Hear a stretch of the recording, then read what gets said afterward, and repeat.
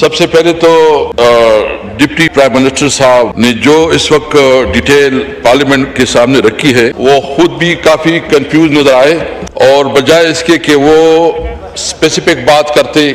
To the point بات کرتے، وہ آئے بائیں شائیں میں آگے پیچھے گھومتے رہے۔ اور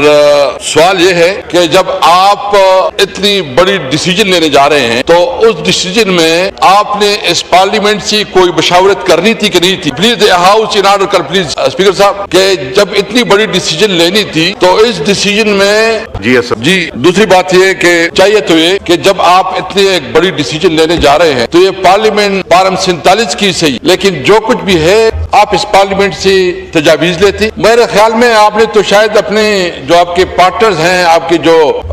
کولیگز ہیں، اس سے بھی مشاورت نہیں کی، اور اکیلے جا کے بغیر کوئی پاکستانی قوم سے پارلیمنٹ سے کنسلٹیشن کی بڑی بڑی ڈیسیجن لے لی۔ یہ جو شبہ جنیجو والا ایشو ہے جو انہوں نے بہت ہی لائٹلی لیا، خواجہ آصف صاحب ایک فرما رہے ہیں جو ان کی پیچھے بیٹھی تھی، اور جو فارن منسٹری ہے اس کی دوسری اسٹیٹمنٹ ہے، اور وہ خود فرما رہی ہے کہ اگر نیتنیاہو کے ساتھ میری ملاقات ہو تو میں سیلفی کھنچواؤں گا۔ تو وہاں سے شکوک و شبہات شروع ہو گئے، اور وہ کہہ رہی ہے کہ میں پرائم منسٹر کی اسپیچ رائٹر ہوں۔ اس کی تو ایکسپلینیشن نہیں ہوئی، اور خواجہ آصف صاحب کو جو خود جتنے ٹی وی انٹرویو میں اس کو عزیمت اٹھانی پڑی اور طریقہ ایکسپلینیشن، میں پوچھنا چاہتا ہوں کہ اس قسم کے خاتون کیا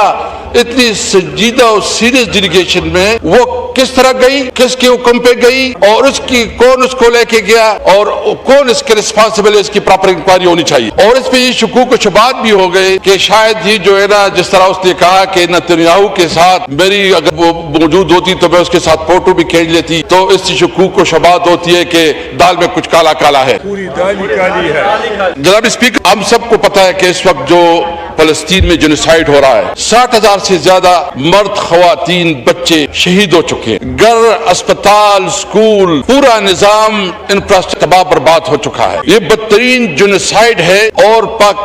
دنیا کی تاریخ میں اس قسم کا ظلم اور بربریت کا تصور نہیں ہوتا۔ اور جتنی جارحیت سے، جتنی ڈٹائی سے اس وقت بھی اسرائیل اپنا موقف رکھے ہوئے ہے کہ جو بھی ہو ہم فلسطین اسٹیٹ کو ریکگنائز نہیں کریں گے۔ میں پوچھنا چاہتا ہوں کہ میاں صاحب کو کیا جلدی تھی کہ ابھی مسٹر ٹرمپ کا وہ 20 نکاتی پوائنٹ بھی نہیں آئے تھے، کیا اس نے ٹویٹ کر دی؟ کیا کسی سے پوچھا تھا؟ کیا یہ جو انہوں نے ٹویٹ کی، جو 8 اسلامی ممالک ہیں، اس 8 اسلامی ممالک میں ایک بھی سربراہ نے ٹویٹ کیا؟ ہم تو خوشامد میں اس حد تک گر گئے کہ شاید مطلب ہم کیا کہہ سکتے ہیں کہ ہمارے پرائم منسٹر نے تو پاکستانیوں کی شرم سے جھکا دیے ہیں۔ مطلب اتنا آپ اپنے خوشامد میں آگے جاتے ہیں، اور دوسروں کی جو ہے نا جس طرح آپ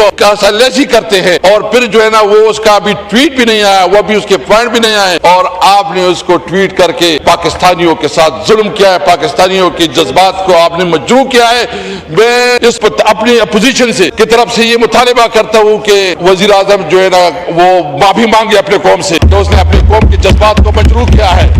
اس نے اپنی قوم کے جذبات کو مجروح کیا ہے۔ میں صرف اس کے ساتھ یہ دوران اگر کوئی ایگریمنٹ ہوتا ہے، دو فریقوں کے آپس میں لڑائی ہے، اسرائیل اور فلسطین، آپ ایگریمنٹ کرتے ہیں، ایگریمنٹ میں آپ فلسطین کی کسی نمائندے سے نہیں پوچھتے، کیا یہ فیصلہ آپ نے زبردستی اس کے اوپر ٹوپنا ہے کہ فلسطین کی عوام کی آراء کو بھی کوئی عزت ہو، کوئی رسپیکٹ دینی ہے؟ اس لیے کوئی بھی معاہدہ ہو، کوئی بھی ایگریمنٹ ہو جس میں فلسطینی عوام کی رائے شامل نہ ہو، وہ کسی طور پر قابل قبول نہیں ہے۔ سب سے پہلے فلسطینی عوام جو ہے نا اپنی بات کرے گا، فلسطینی عوام جب تک اپنی جو وہ اپنی منشا ظاہر نہ کرے اس وقت تک کوئی فیصلہ، کوئی ڈیسیجن نہیں۔ اور مجھے تو افسوس اس بات کا ہے کہ اس طرح دکھایا جا رہا ہے کہ شاید آپ نے ایک بہت بڑا کام کیا، آپ نے تو فلسطینی عوام کے ساتھ ظلم کیا، آپ اس کو کنسیڈر ہی نہیں کر رہے، اس کی جنوسائیڈ ہو رہی ہے، ان کی نظام تباہ برباد ہو گئے، اس کی زندگی ختم ہو گئی ہے، دنیا کی تاریخ میں اس قسم کا ظلم کا کوئی تصور نہیں ہے، اور پھر بھی آپ کہتے ہیں کہ نہیں ہم جو ہے نا، میں اس موقع پہ کہتا ہوں کہ پاکستانی عوام، 25 کروڑ عوام کسی بھی صورت میں اسرائیل کو تسلیم نہیں کریں گے، یہ کسی بھی صورت میں اسرائیل کو تسلیم نہیں کریں گے۔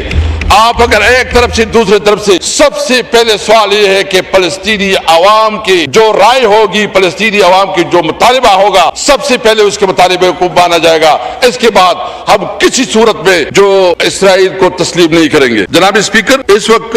جو ہمارا ڈپٹی پرائم منسٹر صاحب ہے، اس نے جو ڈیٹیل میں بات کی ہے، جو گلوبل فلوٹیلا ہے جس میں تقریباً 450 لوگ اس وقت جو ہے نا اریسٹ ہو چکے ہیں، اور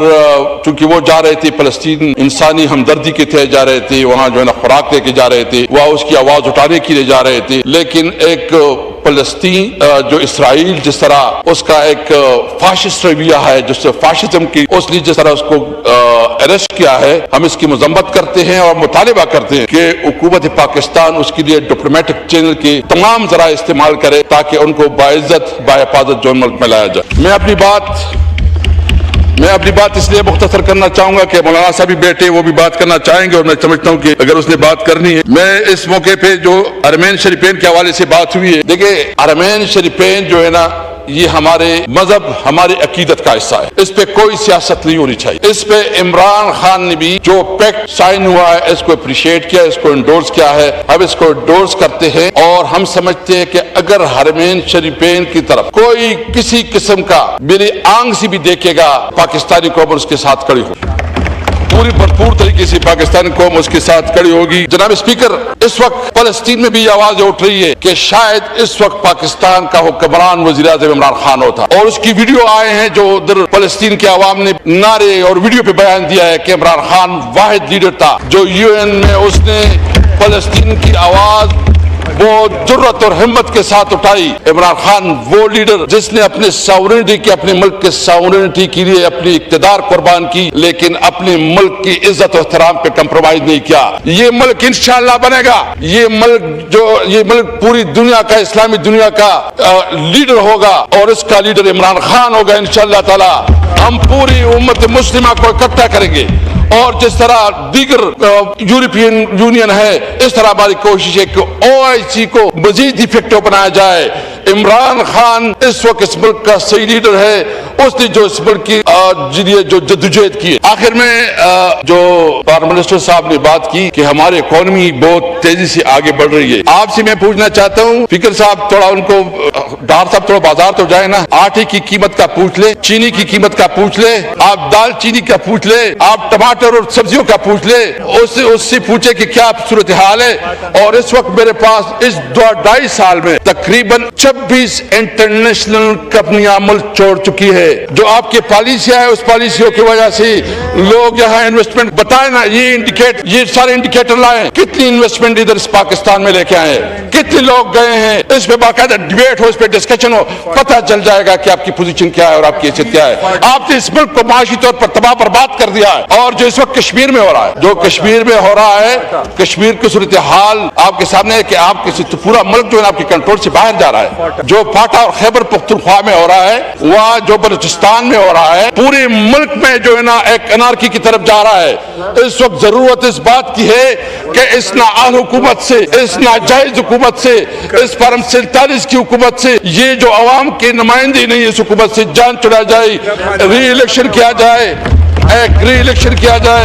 اور عوام کی صحیح منتخب نمائندے اس پارلیمنٹ کا حصہ ہو، تاکہ صحیح معنوں میں پاکستان کی پالیسی بنے۔